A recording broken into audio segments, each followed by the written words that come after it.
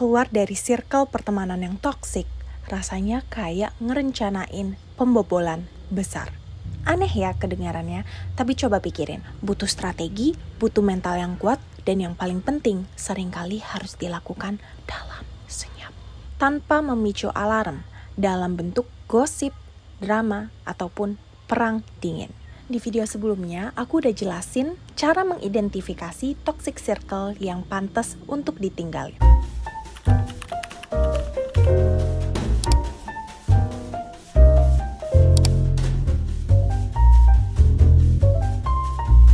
Hello, welcome back with me Kirana. In this video, kita akan gambar petanya. Kita susun the exit strategy, cara keluar dari circle pertemanan yang menyakitkan dengan cara seelegan mungkin. Oke, di video sebelumnya akhirnya berhasil mengidentifikasi mana yang toxic circle. Mengetahui itu adalah suatu hal yang memang bagus, tapi kenapa keluar dari exit circle itu lebih sulit? Karena ada 3 monster yang menahan kita. Yang pertama, rasa bersalah. Gimana pun, dia tetap temen gue. Kedua, takut kesepian. Kalau gue keluar, gue gak punya siapa-siapa lagi dong. 3, gak enakan. Aduh, nanti dia mikir apa ya? Kalau ketemu di jalan, gimana? Kenapa 3 hal tadi disebut monster? Karena 3 monster itu membuat kita terjebak di tempat yang menyakitkan. Nah, tujuan dari video ini bukan untuk ngasih tahu gimana cara nyerang circle kalian, tapi untuk menyelinap melewati mereka tanpa terdeteksi. Sebelum kita masuk ke cara teknisnya, pastiin dulu bahwa fondasi utamanya sudah benar. Kamu harus mengubah cara pandangmu. Keluar dari toxic circle itu bukanlah tindakan egois, tapi tindakan untuk menyelamatkan diri. Pernah nggak dengar aturan pesawat?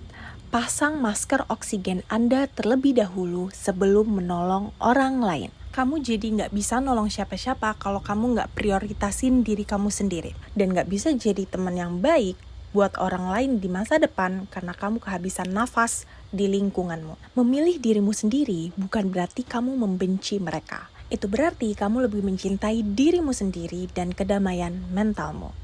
Camkan itu, ucapkan berulang kali, sampai akhirnya kamu mikir, ini semua kulakukan bukan untuk menyakiti mereka, tapi untuk menyembuhkan diriku sendiri. Ucapan tadi adalah mantra untuk misi ini. Ada 2 metode untuk the exit strategy. Metode 1, the slow fade, atau menghilang secara perlahan. Ini adalah metode senyap.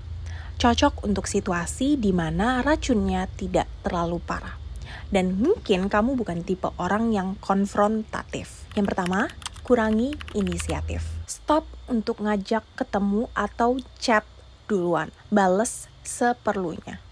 Bales sepentingnya. Itu hal yang simple tapi bikin ngerasa kayak, wah kok kayak ada distance. They can feel it. Kalian gak harus langsung kayak tiba-tiba gue gak balas nih chat orangnya nih, aduh gue gak ketemuan sama sekali, gak kayak gitu. Ini adalah mode senyap, kita harus pelan-pelan. Langkah 2, perpanjang waktu. Kalau sebelumnya kamu balas chat mereka dalam waktu 5 menit, coba ubah jadi 1 jam. Ubah lagi 5 jam. Besoknya kamu bisa menciptakan jarak yang natural. Kamu jadi bisa kayak gak terlalu intens ngobrol, gak terlalu intens bareng-bareng kemana-mana bareng. Biasanya kan kalau circle tuh literally bareng mulu, entah ke kantin kampus bareng, entah jajan bareng, ke perpus bareng. Itu bisa diciptakan secara natural ketika kamu memulainya lewat chat. 3, punya alasan siap saji. Saat diajak pergi, tolak dengan sopan. Kalian gak perlu ngasih bohong yang detail, jangan terlalu kelihatan, jangan terlalu mencolok. Kalau misalkan kalian memang menghindari pertemuan itu, kalian bisa bilang, sorry gue gak bisa, ada urusan nih, ada deadline nih, ada acara keluarga nih, next time ya. Alasan siap saji itu kalian ulangi terus, sampai mereka berhenti ngajak kalian ketemu. Ya, sumpah, kalian kan pernah ada di titik yang misal dalam circle kalian yang emang dia gak bisa mulu diajak ketemu emang karena dia sibuk. Akhirnya kamu sebagai orang yang di dalam circle itu kayak, udahlah dia udah pasti gak bisa ikut, gak usah diajak. Pasti akan ada pikiran kayak gitu. Ya udah, kan ini tujuannya, kalian pengen keluar. Intinya, kamu seperti perlahan-lahan muter volume radio makin kecil hingga sunyi. Tanpa pengumuman, tanpa drama. Metode 2, the clean cut, konfrontasi minimalis. Metode ini cocok untuk situasi yang lebih parah. Ketika metode the slow fade ini nggak berhasil, kalian terus-menerus ditarik kembali, diajak lagi, diajak ngobrol lagi, diajak nongkrong lagi. Cocok banget untuk kalian yang pengen terang-terangan keluar dari circle tanpa harus mengadakan perang. Dan yap, the clean cut ini adalah metode yang berhasil aku lakukan untuk keluar dari circle yang menyeramkan. Inti dari metode ini adalah singkat, jelas, dan tidak membuka ruang untuk debat. Kalau tadi the slow fade pakai 3 langkah, ini cukup 1, yaitu ngomong langsung. Ya, ngomong langsung. Kalau kalian udah tahu ini toxic, kalian udah tahu ini saatnya keluar dari circle ini, kalian gak akan ragu untuk ngomong.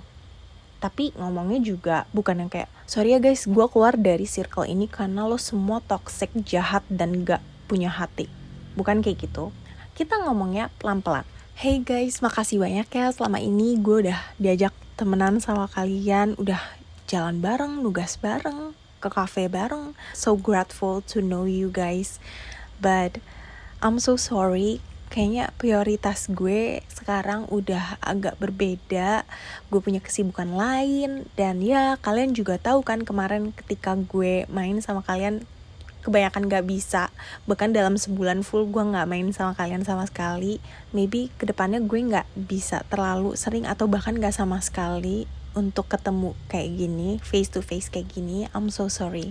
Ya, selesai. That's the end of the story. Tapi kamu cuman bisa pakai metode ini setelah melakukan the slow fade. Karena mereka akhirnya tahu, oh iya emang dia selama kemarin diajak nongkrong mulu, bener-bener gak bisa, dia ada acara mulu, chat juga jadi jarang dibales, jarang nimbrung di grup. That is so easy, tapi gak semua orang mampu untuk ngomong langsung kayak gitu karena cupu, karena mentalnya udah ciut duluan. Kalau metode tadi membuat kamu gak nyaman, kamu bisa coba lewat teks. Atau kalau memang harus tatap muka, kamu bisa lakukan dengan singkat dan tanpa basa-basi. Kalian bisa cari tempat yang netral. Jangan dilakuin di kampus, di kantor, yang jelas-jelas ya udah itu memang profesi kalian gitu. Cari tempat yang netral kayak di cafe, di mall gitu. Entah tempat nongkrong, ya cobain aja. That's why the title is the clean cut. Misi udah berhasil, kamu udah keluar dari circle itu, tapi kadang ada efek sampingnya. Apa yang harus dilakukan? Pertama, hadapi kesendirian. Ya, awal-awal akan terasa sepi. Tapi kalian harus bisa bedain apa itu loneliness dan solitude.